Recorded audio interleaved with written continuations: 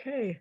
Hi, everyone. Welcome to the season finale of the 2022 to 23 season of Carmine Street Metrics.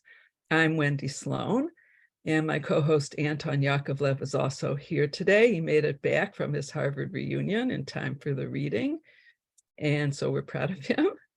And unfortunately, our other hostess, Therese Coe, can't get her computer working today, so she is unable to come. Yeah, we have a fantastic reading. Really, it's no exaggeration. Ned Balbo, Marion Shore, and George Witte, fantastic poets, and also a great lineup with the open mic.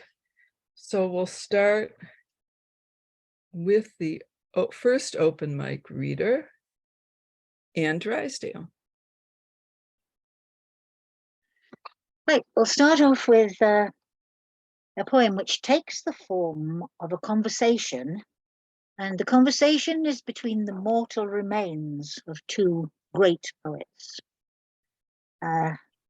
Some people believe because of a mysterious truss that was found among the remains which were returned from France for reburial in Ireland, that the body in W.B. Yeats's grave is actually that of a Mr. Alfred Hollis. But there's been correspondence between the families which is archived somewhere, which is very understanding, but doesn't show a lot of light on the truth. And I think most people, most Brits anyway, have heard the story of how Thomas Hardy wanted his heart to be excised by the family doctor, which it was, so that it could be buried in his local church, while all the rest of him went down to end up in Poets' Corner in Westminster Abbey. So mysteries.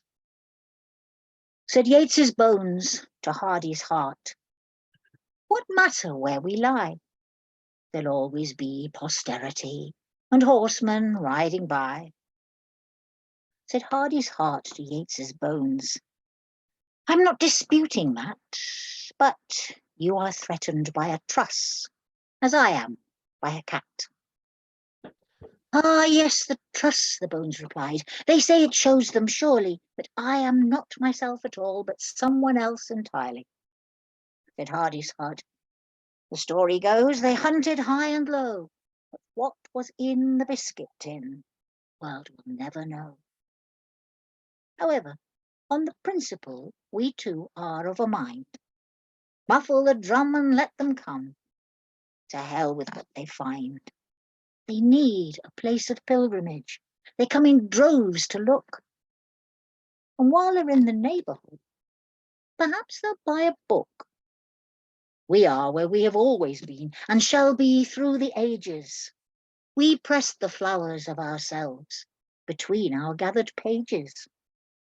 And those who there seek Tom and Will won't care where you or I go. For I am not in Stinsford Church, and you are not in Sligo. There you are, Sito. Okay, thank you. Let's see. Okay, Carolyn Raphael is the next open mic reader. And Carolyn, I did allow you to share the screen, so that should work. Oh, that's lovely. Let's see if I can do it. Right outside the Mona Lisa at the Louvre, where people are mobbed, there is a beautiful small portrait. Can you see it, Wendy? There it is. Okay, good. There's the portrait. At any rate, this portrait by Raphael, done in 1515, is right outside the room in which the Mona Lisa is, and people walk right by it, and it's magnificent. So it's also a portrait of Baldassare Castiglione, author of The Courtier, and a friend of Raphael's, which is my point. So this is a poem in blank verse called The Perfect Gentleman. How every inch the courtier is this count who wrote the book on protocol. His clothes and poised demeanor are impeccable. Black doublet wrapped in fine gray fur, the bloused white pleated shirt beneath, and on his head, which to his shame was bald, good taste confirmed, black turban topped by a grand black notched beret. A courtier to nobles first, he rose to be ambassador to Rome, unmatched as tightrope walker of diplomacy. And yet, the viewer cannot help but note a weary melancholy in his eyes. Perhaps because the painter was his friend, the Count allowed a glint of truth to show. After 20 years of service, the cost of knowing what a courtier must do. Thank you. Okay, so we'll move on to, I guess, David Katz.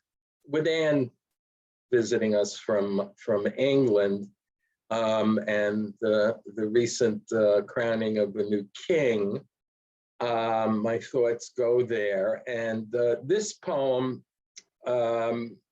recalls a time when Elizabeth was quite a beautiful young princess, as envisioned by the young stamp collector in this poem. She would be in the, I think, either the left-hand corner or the right-hand corner, a lovely, lovely princess. Anyway, this is, you could say it's kind of a portrait of the artist at the age of 10, circa 1958. The poem is called The Young Philatelist. Time compresses as you age, and each age seems a glossy stamp from Zanzibar, the Vatican, or Monaco. One's you, the young philatelist, would marvel at. Then turn the puckered album page and dream of your escape. Perhaps you'd find yourself there on your bed in your own room at 10, the minutes slowly passing by, then coming to a halt. You gazing at the pale young queen on the upper right-hand edge of every one of your British colonials. Next to your bed, a Raleigh bicycle, and on your desk, the glue-encrusted plastic replica of the US Saratoga, fortified with fighter jets, artillery, a deck 3 times the length of a football field, a ship that could defend you from attacks by air or sea or land, but not an atom bomb. Your room could be your Alamo, your last redoubt against the sudden end of things. You were so peaceful and so quiet there, as unobtrusive as a postage stamp. That's nice. Thanks, David. So next is Bill Considine. This is called New Worlds. When sin dies, trees will bend to you.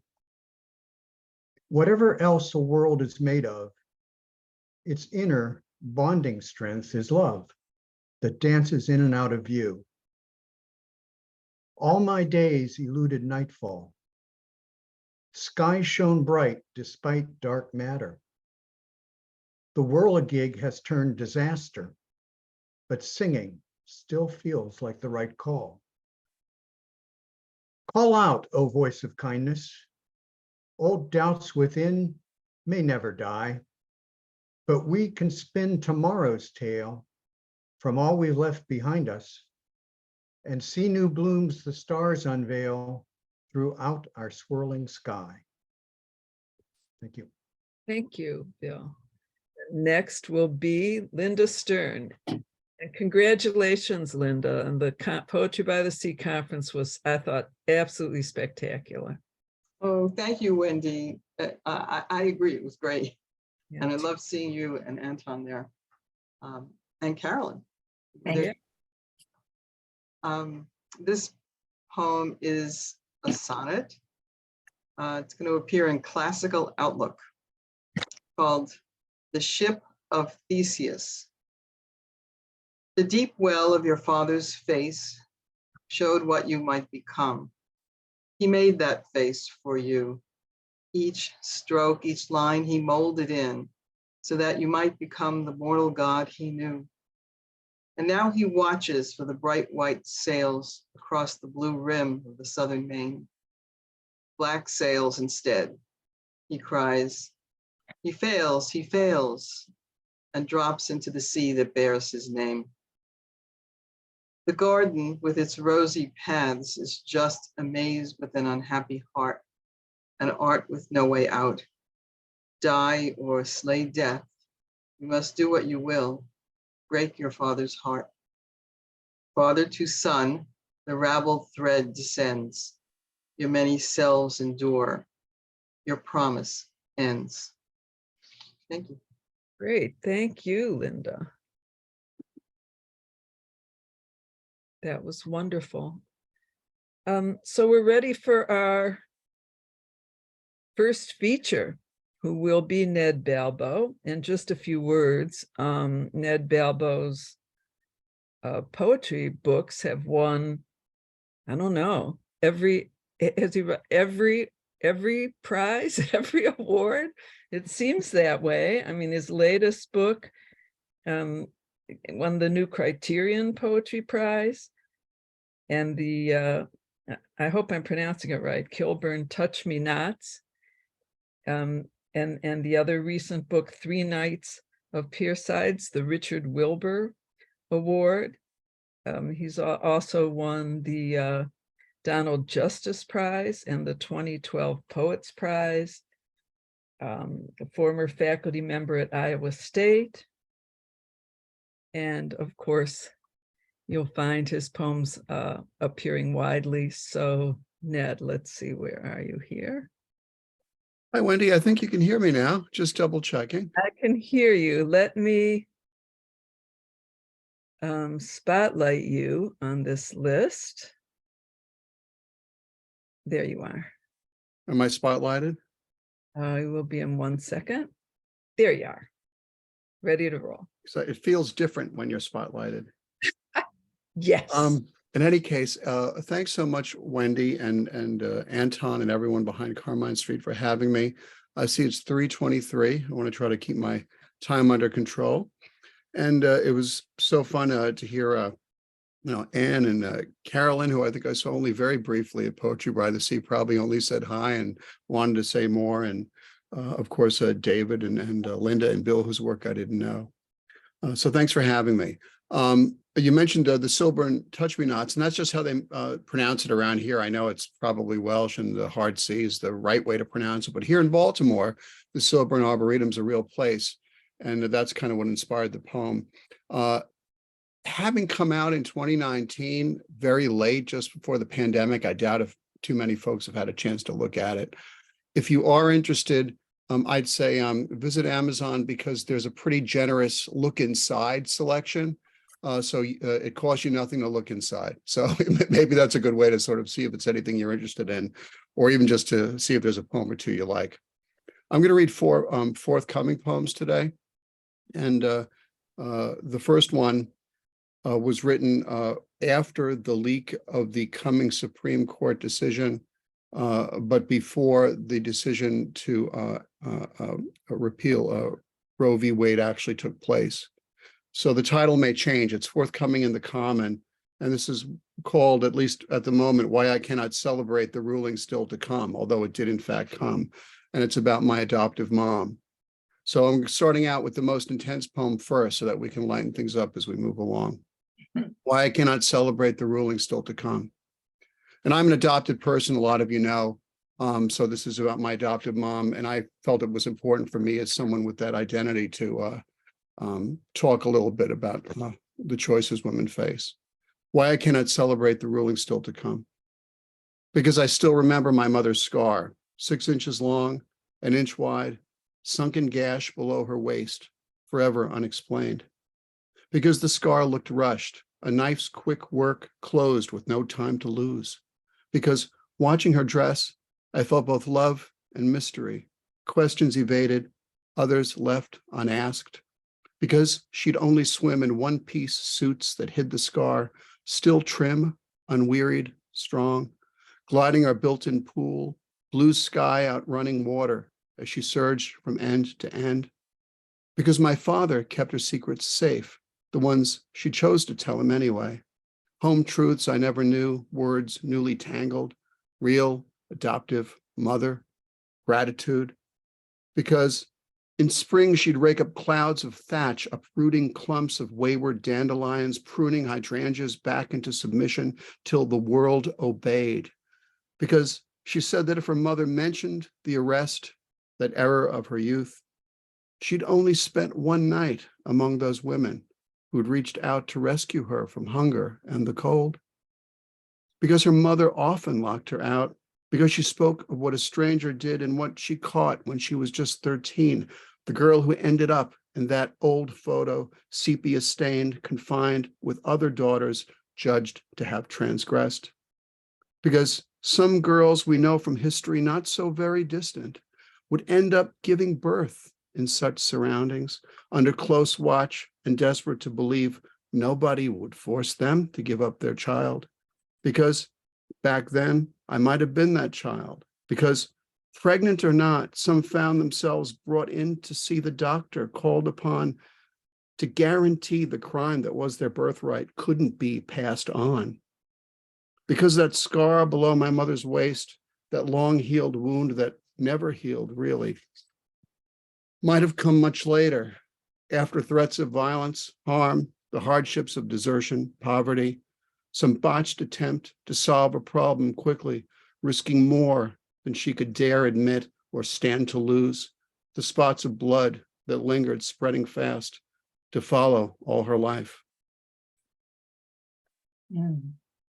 So I want to move to something totally different. And this poem is coming out in Birmingham Poetry Review. And it's that dreaded form, the sestina, which I really like. And it's called Vesper Bats and Firefly Light. And a little bit from the epigraph. I read an article called, "Did Bats Invent Fireflies?" And researchers found that bats learned to avoid eating fireflies sooner when able to detect both the firefly's echolocated flight pattern and the visual cue of their flashing. And it's uncertain whether the flashing of fireflies originated to attract a mate or whether it was an existing adaptation that protected them from predators. So I guess it's a chicken or the eggs or a question or a firefly light or bat question. I have a little fellow that is trying to get to my lap and he's going to scratch me if I don't let him up. Okay, a sestina, Vesper Bats and Firefly Light. And this takes place at the middle school where Jane and I often take walks. Over the schoolyard footpath, Vesper bats assail the mid-June dusk. We watch them fly, whirling in jagged motion past dark trees, leaves sharp against the sunset's purple fire. Some fly so close we're brushed back by a wing, black shadows, backlit, skitter in the sky. The fireflies don't mind. They share the sky or drift near ground or wink out, acrobats who disappear in mid-flight, gone, then glowing yards away, unsynchronized, briefly bright, like dashboard lights set to misfire. We stand and watch the separate ministries of different species swirl among the trees erratically. For Vesper bats, this dusky near night and the sky's spent wildfire offer a banquet for their starved battalion, and yet they shun each passing firefly, lunging instead for other prey, unknowing insects quickly snapped up on the wing. The firefly's gift, their biochemistry's toxic effects and bad taste as they fly, unworried envoys crossing field and sky. The ultrasonic echoes tell the bats whose wing beats to avoid, the sky's dark sapphire pierced by stars. Their fail-safe is the fire they glimpse, pulses that aid their winnowing of careless travelers caught in aerial combat, downed without a trace. Still, mysteries abound, and almost any path is risky.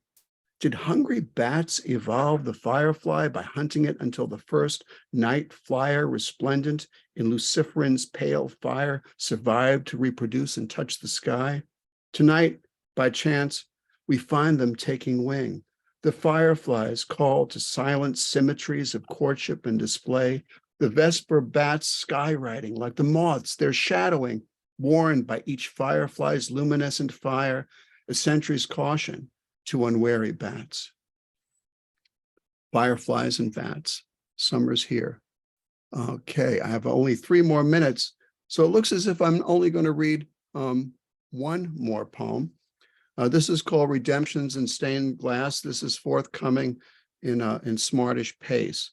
And one of the oddities of technology and the times we live in is that you'll find lots of stuff on social media that you may want to find and some you don't. A brother with whom I was not raised, but have known as someone in my life, initially a cousin, a much younger brother, raised after my birth parents married, is also a total trumper down the rabbit hole, and a nice fellow, you know, in other ways. But I am not in touch with my birth parents who do not want to be in touch and are appalled that I write about them in my life. So it was bittersweet to discover that my birth father, who is a very Republican right-wing businessman in the auto radiator business, now he's in his 80s, had turned from the auto radiator business to making rather beautiful stained glass in his spare time, which my younger sort of pseudo brother had, you know, posted. And so I found these online, and I wrote in stanzas that derive from George Herbert's The Windows, because I thought that fit. That was also about stained glass. So Redemptions in Stained Glass on discovering my birth father's projects online. And again, thanks to everybody. And I look forward to hearing the rest of the readers too. Redemptions in Stained Glass. Father who raised my brothers, father known as scarcely kin, father who summoned fortune from hardship, but forfeited the son and daughter who, like contraband, would bear a false name and pretend.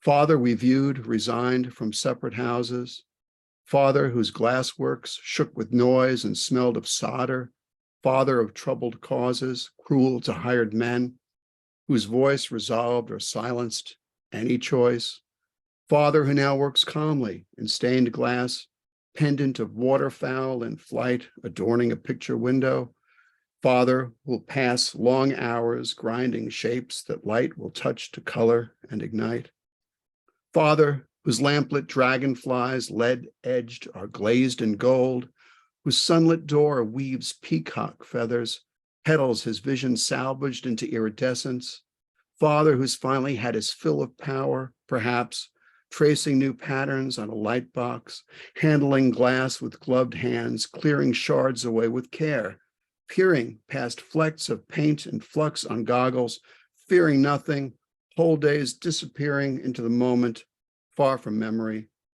Father whose past, not spoken of, may surface still when memory starts to stray, whose pain was always keen enough. The same father, my brother's love. Thanks. Thank you, Ned. Everyone, please unmute so you can show your appreciation to Ned. To the Oh, that's okay. Holding Thanks. fantastic. Thanks, Everett. Great to see you. That was wonderful. Thank you. Yeah. Mr. Wonderful, Ned. Last one was tremendous. Very beautiful. And okay, we'll continue with the open. And Carolyn, are you ready? Yes. Wait, I'm sorry, Carolyn. I call you Carolyn. why am I Charlotte, spotlighted? Sorry. All right, so it is me then. It is me. It is you. It is really you. It is me, yeah, okay.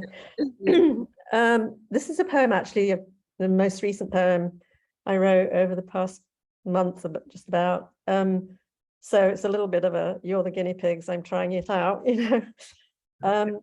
It's called Trees. More and more I swim towards a rock that moves away from me. And what I say seems less real to me than the sparrow pecking and scraping at my kitchen screen today.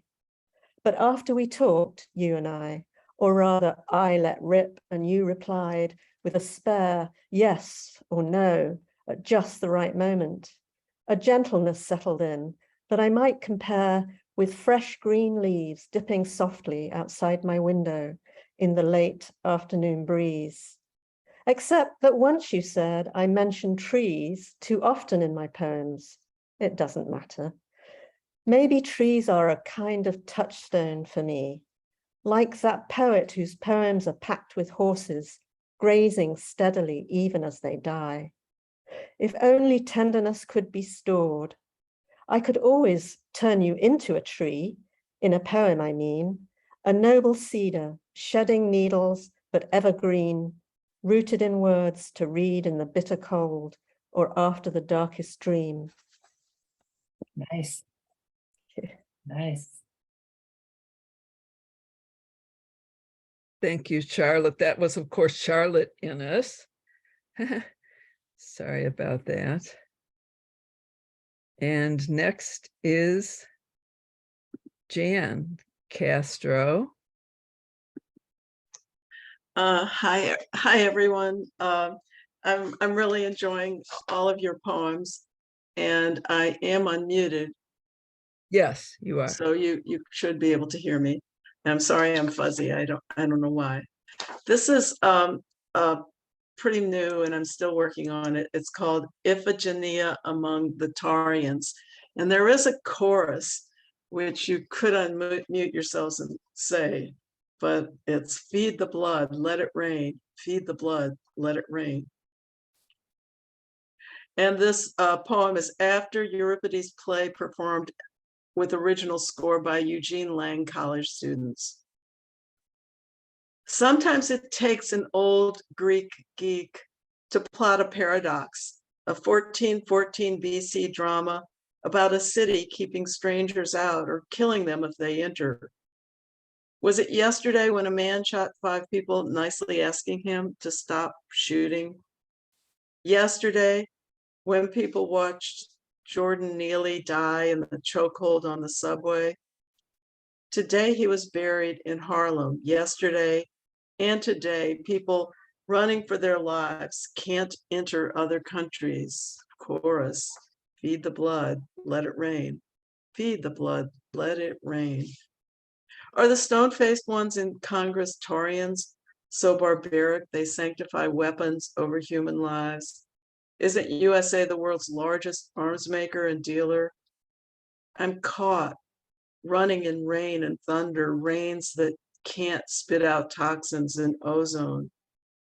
Home, the roof holds. I'm no longer dripping wet. In a rainy rain, I write of Taurians and Iphigenia and her brother Orestes, 2 each forced to kill for different reasons. Orestes comes to Taurus not knowing his sister is alive, or that she's the one condemned to kill other strangers, including him. And Euripides turns the plot so each thinks the other is dead, and they don't recognize each other. Yet once their blood ties are uncovered, their bonds zip the 2 together, and we feel their ties upturn the plot. Chorus, feed the blood, let it rain. Feed the blood, let it rain. Unbidden love is also a curse. If you have an angry or evil family, one that forced Iphigenia to kill and drove Orestes to kill his mother because she killed his father. In the play, Athena intervenes, stops the killing cycle, the Taurian king and whole country reform, and Taurus of long ago is today's Crimea or Ukraine. They were separate countries back then. How did Euripides know over 2 millennia ago what is happening now? Can Iphigenia and Orestes outlive the curses their parents cast upon their lives? Well, thank you, Jan. Okay, next open mic reader will be Joyce Wilson. Thank you very much, and everyone can hear me? Yes. This poem is based on my finding a book of Paul Laurence Dunbar's poems in a box of books of my grandfather's after he died. And inside the book was a letter that the poet had written to my grandfather. And so I found this really fascinating, and the letter sort of emphasizes some amusing difficulties in conversation or in communication. Dunbar got my grandfather's name wrong, and the letter was typed, but then he made handwritten corrections. So I'm trying to, in the poem, deal with a lot that I don't know. On finding a letter from Paul Laurence Dunbar to my grandfather. I hardly knew my grandfather at all. He died when I was just beginning school. Reserved, owl-mannered minister, his rule was golden and with God, who made the call. I was astonished by the poetry that arrived among his many books, and the title with that word, the lowly, tucked in the bottom of the box. The lyrics of the lowly life, really? The Browning I could see, a set of 4, leather bound and underlined assertively. The Paul Laurence Dunbar held something more. With it, I found a letter tucked inside the cover, folded once, then 3 times back. The perfect place to keep a note, to hide the message typed in blue, then signed in black. Addressed to my grandfather in detail, the text expressed how much his fine oration had moved the poet, its communication having traveled safely through the mail, so that he showed the contents to his friends, who were delighted with his eloquence, the stand he took, and that the sermon lends, to capture both the soul and heart at once. It did not matter, far as I could tell, that the name had been misspelled Henry, when my grandfather's name was spelled Harry. Some trust emerged as hesitation fell. At letter's end, things made another turn, when Dunbar typed, with best wishes and deep regret, crossed out regret, and penned a neat regards, to best express his real concern. That year, Dunbar was only 31, a poet well respected and well known. Tuberculosis stalked him for its own. He must have seen the hurdles he would run. My grandfather that year was also young, enrolled at Baker University, preparing for the Methodist ministry. In many ways, his life had just begun. 6 years apart in age and differences, they met. What led the ailing poet to observe the spark, but find my grandfather's reserve? How much can I construe through signs typeset? And my grandfather, was it out of duty that he read plantation dialect? Did mastery of craft gain his respect? I sense he was beholden to the beauty. I don't know how my grandfather replied, or even if he did, but marvel now, he kept this letter like a lover's vow, companion to the verse, until he died. Thank you. And this poem has been accepted by Alabama Literary Review. Oh, great. Yeah. Okay. We'll see it there. And we'll have one more open mic reader before our next feature. The feature will be Marion Shore, and the open mic reader will be Pat Valdata. So there you are, Pat. I think I've unmuted. I hope I've unmuted. Yes. Some of you may know that I write about early women aviators, and just about a week before my book was going to go to the printer, I got information that one of my poems was incorrect. And so I had to write a new poem to make sure I gave credit where credit was due. Excuse me. And so the first woman to solo a powered aircraft was a British woman named Rose Isabel Hawkins Spencer, who on the 15th of July, 1902, flew the airship that her husband had built. And their sponsor was a baby food manufacturer named Mellon. So they had that printed on the side of the dirigible. And of course, as anyone was flying around, everybody could read the name on the side of the airship. So pardon my, I'm having a coughing fit here. So this is called Airship. Without a qualm, I stepped inside the frame beneath the gas-filled bag with Melon's name. I hoped our sponsors, who made food for infants, were pleased to have a mama fly this instance. A bit of coaching left me sure of my control. A proper wife, I rather knew my role. The airship lofted like a bumblebee. No husband at the helm, only me. For 30 minutes, I kept Melon's ad aloft, returning to applause. Some hats were doffed. And that was that. No hoopla, no brass band. Sir Arthur Conan Doyle shook my hand. And what she didn't tell anybody, because she was a lady, is that she was pregnant. So she actually flew her solo while she was expecting, which I think is very cool. Thank you. Great. Thank you, Pat. Terrific. Now, our second feature will be Marion Shore. And of course, many of you, I'm sure, are familiar with her poetry, translations, and fiction, which I much admire, that have appeared in numerous journals, anthologies. She's a two-time winner of the Howard Nemeroff Sonnet Award and a winner of the Richard Wilbur Award. So Marion now. Okay. So, yeah, I was very nervous. And of course, I kind of left things to the last minute and then I overslept.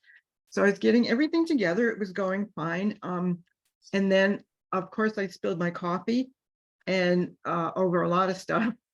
So anyway, I guess my point is I won't go into all the details.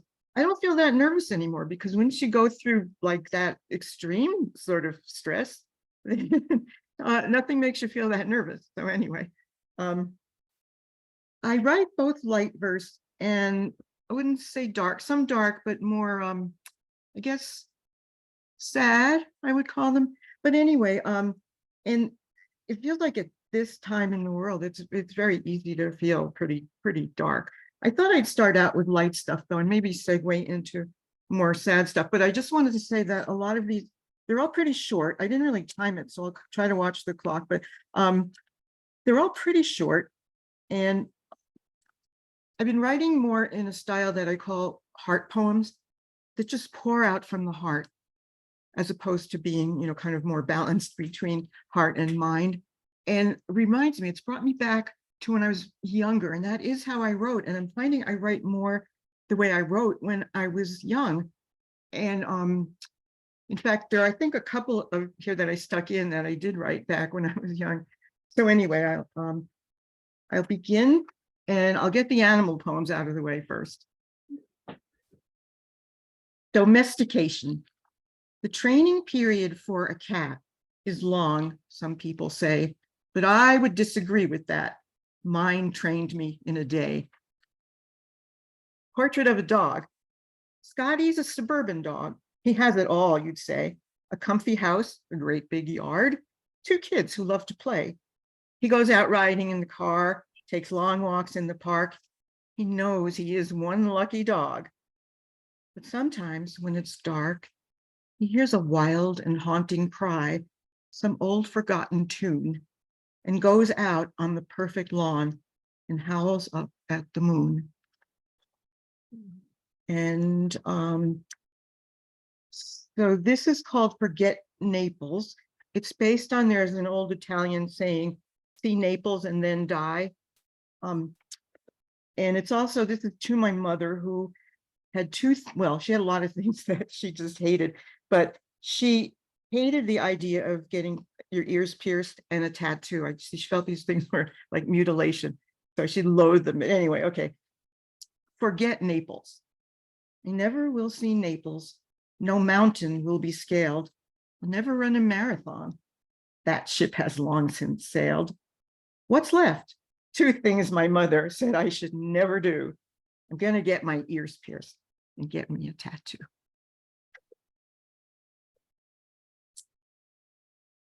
Okay, now there's 2 that are kind of their companion pieces. And And they're sort of vaguely based on a Francois Villon poem where it's kind of a dialogue between himself and his heart. And this is done actually in 2 poems, but it's that idea. So the first one is To Her Heart. You asked for some advice, my dear, on easing your bad breaks, but there's no Tylenol, I fear, for your incessant aches. Try pumping in some irony, a dash of cynicism, a sprinkling of philosophy, a touch of witticism. A little prudence would be nice, and hopefully some luck. And if you don't like this advice, well, you can just go fuck. Now her heart responds, you've given me your best advice. I know I'm not as smart as you, my dear, but I will try to take your thoughts to heart. You say I need philosophy. Behold, casual shrug. Perhaps a touch of irony. Well, would you like a hug? A little naughtiness is nice. Take chances, trust to luck. And if you don't like this advice, well, you can just go fuck. Okay, segueing a little more into the darker, sadder area. Hope is not that feathered thing heard in extremity. It's the song the mermaids sing that lures you out to sea.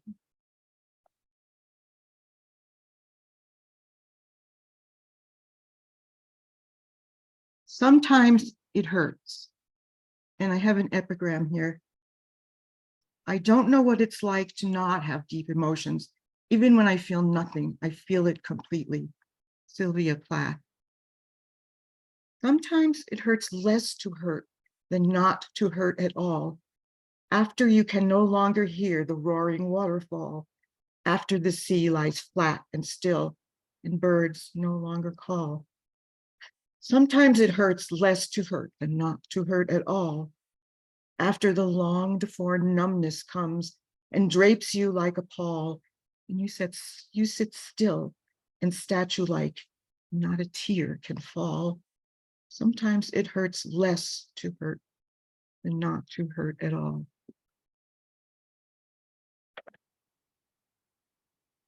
My frailest flower. Upon the hardest rock, my frailest flower grew. She sprang up in the dark and perished with the dew. And though her health was poor and could not hope to last, yet I shall miss her more than all my gardens past. Farewell to song. I bid farewell to melody, to instruments and words. I'll sit beneath a whispering tree and listen to the birds. What if the world should end in chaos and debris, and we were the lone survivors? Would you still turn from me? What if, as you went stumbling over the ravaged land and found your eyes were blinded, then would you take my hand? There's one more. A song for the end of the world, composed while watching CNN. If you think the world's on the brink, a thing that's really not so hard to think, isn't it time you did something risky? Put on your bling, bring out the whiskey, go for a ride on the Superman coaster, pick up the phone. This time, don't ghost her. Pour out the wine, pour out your heart, put the horse after the cart. And if tomorrow the world's still here and you look in the mirror, dear, and you find yourself blushing, baby, well, that's just gravy. Thank you. Okay, everyone, please unmute and give Marion a round of applause. Thank you so much, Marion. Thank you, and it's a pleasure to see all of you. It is a pleasure to hear you read again, too. Okay, so our next open mic feature will be Zara Raab. I'm going to read a sonnet called Old School Dances. I love to trail my hand along the rack, select a frock and lift it to my chin. Head cocked, I'd stand before the mirror, then I'd twirl around the room, then put it back. The way I'd be escorted to my spot along the wall after the music stopped. Were those the days? I loved a carefree shop where unawares a dress became a date, something I bought and then replaced. Those times had possibilities. On unseen harms, the future cast its spell. The past, as signs of it grew dim, casts its more shadowed charms. As nature too, we ripen and decay. Escort acquires in time a whole new take. Thank you. Thank you. Thank you, Zara. And next will be Harvey Soss.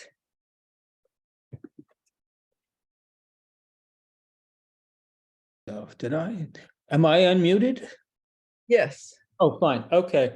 I'm going to read something that I recently wrote, but have never read, so I may get hung up on it. It's called The Dig. Adrenaline shoots past the filter line when you unearth a roadmap to a long dead civilization wedged in the crotch between Tigris and Euphrates, giving you a rush unexpected as a first-time menstruation. Having freed your find, looking something like a pig mug from Gaia's sticky grip, you picture this, your face on the cover of National Geographic, with you, archaeologist of the year, dishing dirt on a time before Christ, holding aloft a sign of habitation, likeness of a household god extinct as the language of the Etruscans. Having wiped your career-making discovery clean of accreted sand, brushing it carefully as you would a newborn's hair, you prepare to accept congratulations, some cloud of Bronze Age dust catching in your throat, muffling your eureka. You cough up enough of Mesopotamia to fill a vacuum's bag, particulate remains of ancient history.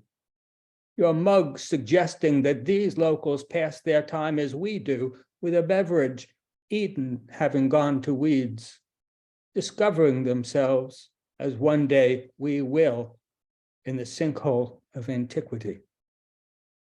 More sober than you'd like to be, you expect that world archaeology will dub you a wunderkind, while acknowledging that much work in the field has yet to be done. For instance, how did Jesus turn water into wine?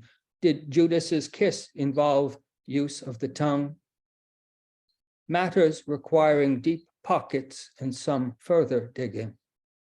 Allow yourself a moment then to relax with a wine spritzer and a cup that looks nothing like a pig, practically plotting with joy, anticipating pantheonic fame. Your name on the chapped lips of every sunburnt digger. Thank you. Thank you, Harvey. Next is Daniel Klawitter. I hope I pronounced that the right way. Good. Hey. Thank you. This is a non-apology poem that I had published not too many months ago over at Grand Little Things. And it's titled Sorry, Not Sorry. And it begins with an epigraph from Baudelaire, who wrote, I am sorry for poets who are guided by instinct alone. I consider them incomplete. Sorry, not sorry. They are a species most mysterious and are part of the avant-garde. They are serious about being serious, humorless, heavy, hard. Narrative is a no-no, and rhymes will cause a fit. Limerick is considered loco, and sonnets, sacks of shit. But whenever experimental becomes the standard norm, isn't it more subversive to be a poet who writes in form? Thank you. Okay. Thank you so much, Daniel. All right, we're ready for our third feature, who's George Witte. And he's published 4 books of poems. And by the way, it'd be nice to know exactly how to get a hold of all these poems. Please mention it if there's an alternative to the usual way, the default, which I won't even mention.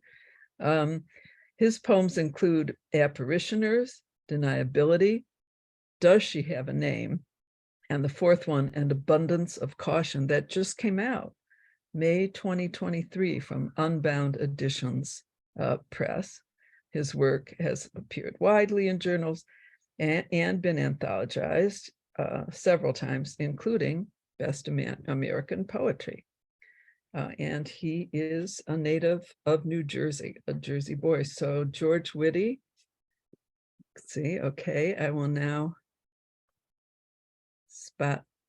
put the spotlight on you. I have 1 second here. There we go. All right. Well, hi, everyone. Welcome. Great to be here. And I've really enjoyed the featured readings and all the open readings too. And thanks for inviting me, Wendy and Anton. Just in terms of getting the books, the first 2 books are effectively out of print. So they are available, alas, through the usual source.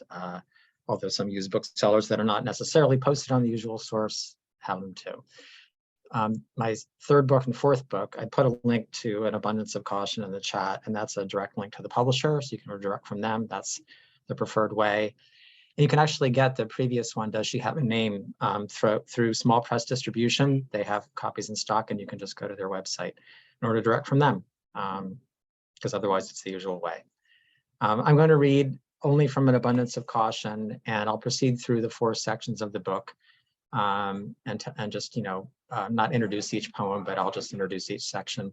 The first section of the book is called Trestle Jumping, and the poems in this section are poems of, I guess I would call them discovery and awakening. So I'll begin with Trestle Jumping. Chains barricade the gravel exit ramp, our bankrupt state abandoned years ago. Unlatched, the way descends to miles of road invisible on maps, near overgrown, eroded where low water tunnels through. Lights out, we race pitch lanes between faint lines. Full moon or sightless, disembodied guide. Only those who don't fear dying drive. Eyes wild or cool, no one eases off or breaks before the trestle bridge. Graffitied span a palimpsest of wills and testaments. Godboy, DOA, XXRIP. Inebriate but sobered up, we strip to briefs, cinch bungee cords around slick waists, and climb the python-studded vertical. Each handhold ratchets up a body's length until we reach the overpass, fix rope around protruding rebar, and prepare. A radio suggests alternatives. Be like they are, we'll be able to fly. Step off and try embracing air. Our screams, the secret names of all who sang in kind.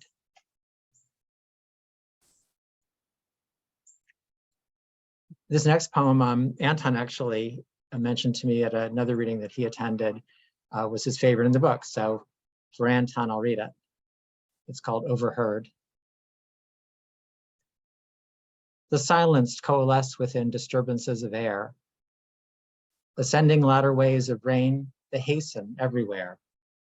Abandoned nest in winter trees, high eave or tunneled mound. Safe anchorage for refugees run merciless to ground.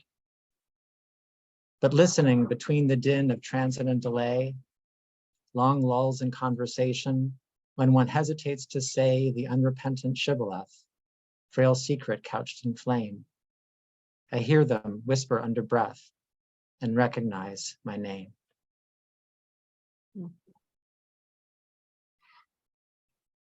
The last poem I'll read from this first section is a poem of discovery. It's called Found. From topsoil dampened knees, I summon idols quietly. Bird and animal, small familiars that abide nearby or dwell undeified in nests between my skin. They are not false, but secret kin. Approach with watchful care, pretend I'm theirs. Forget their given names that we might learn astonishment again, restored by touch the way afflicted beggars were. My open hands char raw where light incinerates. Come, Cardinal, low flame against spring snow. I know your call and hideaway. Come, dear and delicate parade. Soft lips devour my every bud. And should you find me disarrayed, unkempt from intercourse, consensual, if strange, do not prepare or purify my rude material with herbs and oil, but let me broken lie in state, anonymous, no graven stone to find me by.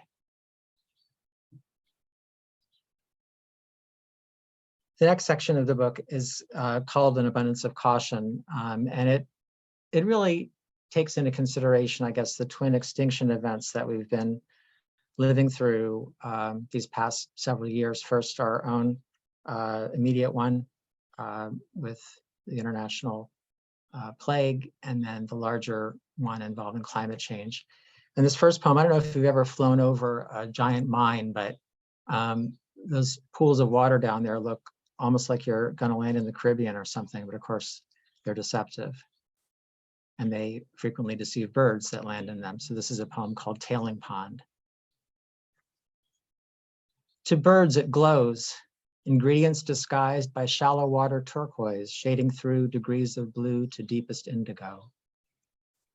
Drawn down before they realize why autumn light refracts in strange array, come migratory geese and swans, wings spread before descent into a common grave.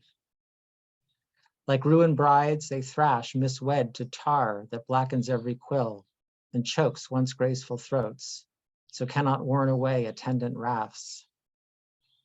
The pond's unseeing gaze contains the sky, incurious as God. No breath disturbs this silent urn. Its work is slow, the sift of centuries. No mother will conceive here or return. It renders pure in purity.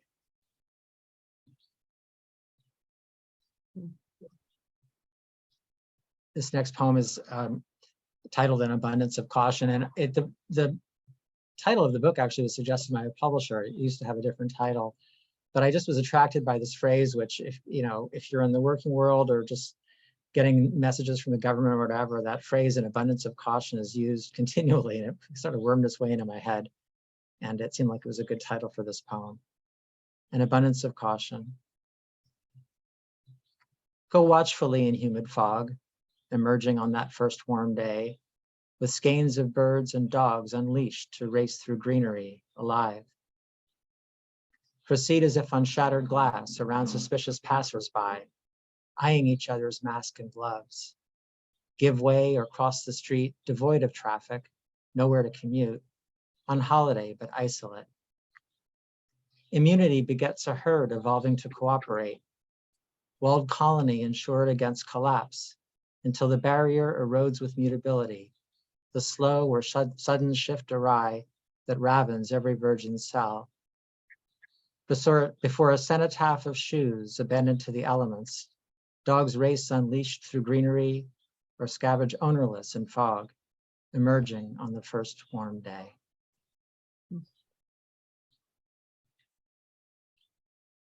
The third section of the poem is the dark one, and no point really explaining each individual poem, but the section is called The Underpass. So it's kind of a journey in and then out. This is the first poem in this section, Search. The wistful prophets of apocalypse rue better times, when drought and summer snow defied our experts' weather almanacs. Believers flocked on hills to pray, eclipsed beneath the livid funerary sky that silenced every animal and bird. Nowadays, the eye requires another eye. Passive witness doesn't satisfy.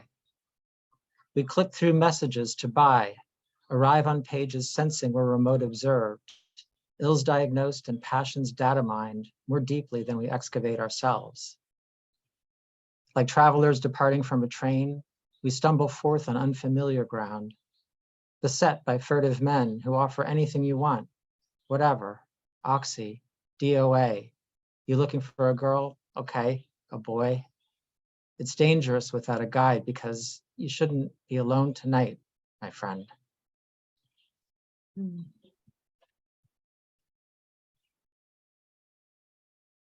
This next one's kind of an amalgam poem of things that I just remember from childhood growing up in New Jersey. It's called Friends and Acquaintances. One cuts her throat from ear to ear, witnessed by the bathroom mirror, dismaying bridge and tennis friends who feel accused. Another points his parents' Cadillac DeVille toward oblivion downhill. The ancient landmark elm he T-bones, mourned in headline eulogy. Suicide dooms historic tree.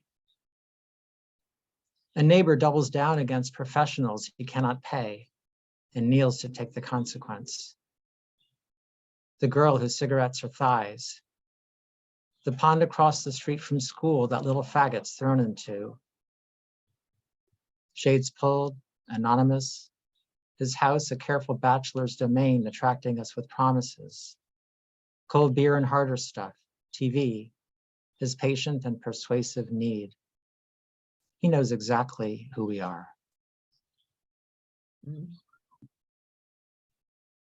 And this last one I'll read from this section is called Darkling. It's over now. My secret's safe with you. The reason doesn't matter anymore. We're long since past forgiveness to forget. Whatever happened, happened in between. Underpass and median, scavenged lot, safe dumping ground of spit and meadowlands. Rehearsing lies in case occasion arose, I didn't tell. Until one broken word betrayed our trust with indiscreet recall, too quick and candid to escape. Some nights you circle closer, soft enormous moth, pursuing flame, drawn in, ignited, spent. Black abdomen and wings occlude my eyes. They tear to rinse away the residue. And the last two poems I'll read are from the last section of the book.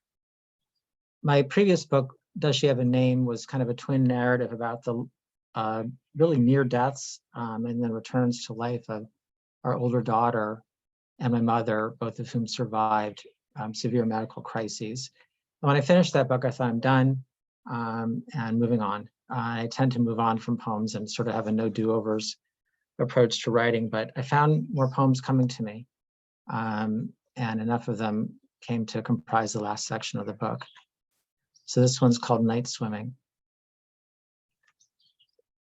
Midsummer, wind across the lake, the humid morning breath of thunderheads. Too small for awkward jetting oars, I rowed in futile circles, out of sync. My boat heaved broadside white-capped waves, near swamped. Both oarlocks tore from sockets, gone. Adrift, embarrassed and undone, I wept until you dove with lifeguard's grace. Precise swift strokes and scissor kicks that found a mooring line to draw me in. The verge spreads black and calm, immense. I'm far beyond familiar lakefront homes. My wakes erased itself. Low clouds, no star or moon to reckon bearing by, nor voice encouraging from shore. All night you leap across the boundary and swim me down, but water pulls again, an awful knowingness, so cold you gasp and lunge to touch this hand I reach with, grasping only air. And I'll finish with this last poem. Cemetery Geese. Absurd, obscene. Plump bottoms canted on parade. Bills in avid unison, adeptly plucking blade by blade around worn cenotaphs and plinths, meticulous as priests accounting sin. The graveyard slicks with excrement when waves descend, install their raucous parliament against the chime of Sunday service bells. With bristle breasts and Windex spray, I kneel before my mother's mottled stone. Beneath her name, as lichen peels away, the petals of a rose emerge. Dull granite brightens like a swollen door eased open. One goose steps near, unsettlingly familiar. Intent, she holds my eye, the way my mother prosecuted lies. We stare each other down. Fuck off, I mutter under breath, ashamed. In regal dignity, she turns to graze adjacent plots. Then sudden rush, as if by prearranged consent, all launched in an embodiment. Broad pinions flared and thrumming while they rise in skeins behind the lead, drafting wakes and currents, organized so each surrenders to another's call for more abundant fields, and summoned yields. Thank you. Thank you, George. That beautiful reading. Everyone, please unmute. Right. Thank you, George. That was beautiful. Really, really. And everyone, let's thank all of our features. Ned Balbo, Marion Shore, George Witte for a terrific reading today. Yay. And open mic readings too. All right. That concludes the season. Wow. For Carmine Street Metrics, and we will see you all next season, well, later this year.